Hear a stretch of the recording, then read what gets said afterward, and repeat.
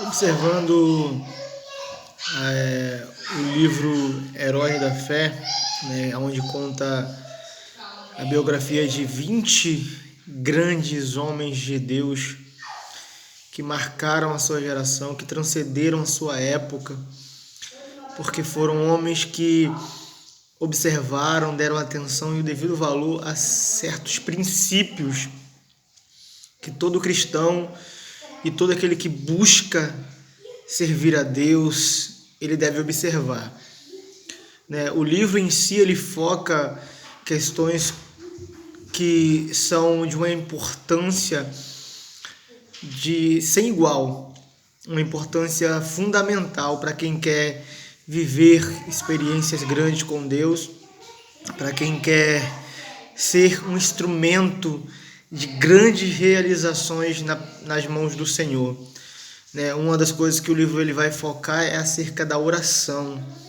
E de fato, quem quer viver coisas grandes, não somente em questões espirituais. Claro que a espiritualidade ela é fundamental e ela está, na minha visão, na minha opinião, um degrau acima. Por quê? Porque nós sabemos que nossa vida nessa terra ela é limitada.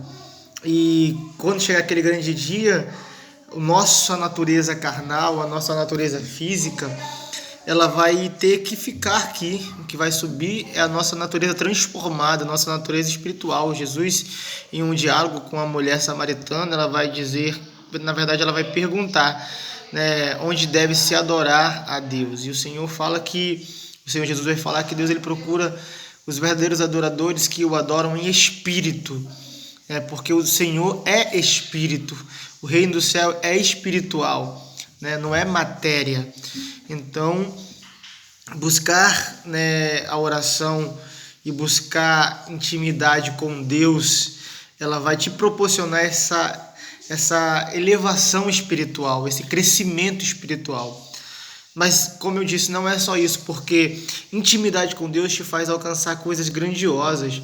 Quando você começa a gastar seu tempo em oração, quando você começa a valorizar minutos, horas, dias na presença de Deus, a sua vida em si começa a ser transformada, porque você começa a receber do alto o poder, a autoridade, a unção, a graça de Deus, que ela começa a emanar sobre você e você começa a transbordar daquilo e todo o seu ambiente ele é juntamente transformado. Aonde você chega, você primeiramente é transformado, logo após o lugar onde você está, as pessoas com quem você se relaciona, elas são juntamente transformadas por conta da sua transformação. E isso é resultado de uma vida de oração, porque você começa a encher do próprio Deus. E as pessoas elas podem resistir a você, elas podem suportar a você, a sua intelectualidade, a sua desenvoltura, a sua facilidade de comunicação, mas ninguém pode resistir ao próprio Deus. As pessoas não têm essa capacidade. Então, quando você se enche de Deus e você realmente se enche com esse propósito de alcançar vidas, de salvar almas, de ser realmente um instrumento, uma arma poderosa nas mãos de Deus, e você começa a se encher dele, essas coisas começam a acontecer de forma grandiosa, como a gente vê como aconteceu com Moody, aconteceu com Spurgeon, com Finney, com Martinho Lutero, com Jonathan Edwards, com George Whitefield, John Wesley e grandes outros homens que se comprometeram a gastar maior parte do seu tempo em comunhão com Deus. E essa comunhão fez coisas grandiosas acontecerem na sua vida, transformações que nunca antes havia-se naquela região ali, no seu tempo, e através dessa oração que eles priorizaram, eles conseguiram esse êxito. Então o livro ele fala muito sobre você focar em oração. E o segundo ponto que o livro fala muito é sobre buscar a leitura da palavra, buscar o conhecimento da palavra. Eram homens que se preocupavam tanto no crescimento da graça como no crescimento do conhecimento, porque a palavra ela diz que o Senhor Jesus crescia em graça e em conhecimento. Então, ou seja, é um em equilíbrio com o outro. não crescendo além do outro, não. É você buscando os dois de forma equilibrada, de forma balanceada. É você crescer no conhecimento, é gastar tempo com livros, com o livro sagrado, né? Com a Bíblia Sagrada. É você gastar tempo com a palavra de Deus, buscando conhecimento, buscando saber a vontade de Deus, as verdades ali expressas, porque a Bíblia, ela às vezes é muito além daquilo que a gente lê. A gente lê de uma forma muito superficial, mas quando a gente busca em oração e se aprofunda para saber qual o verdadeiro sentido que o Espírito Santo quis expressar quando inspirou, né, os autores a escreverem a palavra de Deus, você começa a ter um esclarecimento, uma clareza, começa a ser iluminado pelo verdadeiro sentido. Isso começa a transformar você, começa a mover algo dentro de você, algo que acaba te impulsionando de uma forma que você não consegue se conter, e você vive para realmente ser grandioso, viver coisas grandiosas, porque somente Deus pode fazer isso. Então, se comprometer com oração, se comprometer com ler a Bíblia, sabe? Eram homens que liam a Bíblia constantemente, eram homens que ficavam 3 dias lendo a Bíblia e falando com Deus, orando.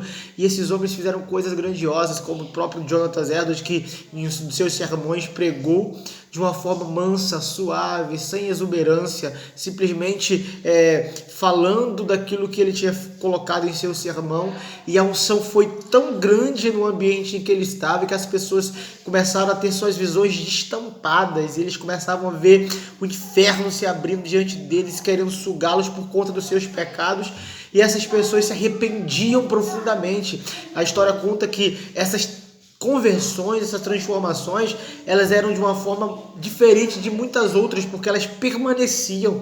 Não era como muitos outros pregadores que pregam com forma eloquente, com desenvoltura, usando bem a hermenêutica, exegese, sabe, o carisma e tudo mais, mexendo com o subconsciente, com a emoção do seu ouvinte. Tem aquela transformação momentânea, aquela emoção, aquele mover, mas não dá seguimento. Quando você busca Deus na palavra e na oração e começa a se entregar por completo, sem reservas para o Senhor,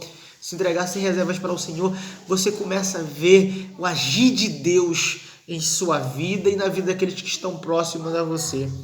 Então, buscar a vida com Deus em oração e buscar o conhecimento da palavra de forma intensa, ela vai fazer coisas que você talvez até hoje não teve a expectativa de acontecer na sua vida, mas que é esse o motivo pelo qual estamos aqui. Esse é o nosso chamado, esse é o nosso propósito, esse é os nossos desígnios, é para quem Deus nos separou, é para quem Deus nos capacitou, é para justamente ser esse tipo de instrumento nas suas mãos.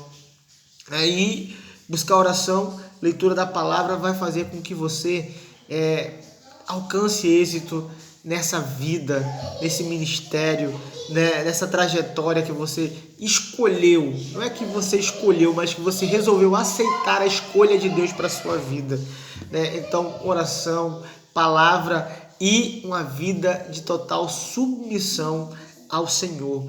Ficar sujeito à vontade de Deus, porque existe uma natureza dentro de nós que tem suas próprias vontades, tem os seus desejos, seus sonhos, seus anseios. A gente quer sempre alguma coisa, a gente deseja algo com muita força, e a nossa vontade ela tem que começar a morrer, para que a vontade de Deus ela cresça dentro de nós, fazer como o apóstolo Paulo, chegar ao ponto de dizer como o apóstolo Paulo: não vivo mais eu, mas Cristo vive em mim. A vida que vivo é para fazer a vontade de Deus, como o próprio Jesus naquele Getsêmani, quando ele pediu para Deus que, se possível fosse, o cálice fosse afastado dele.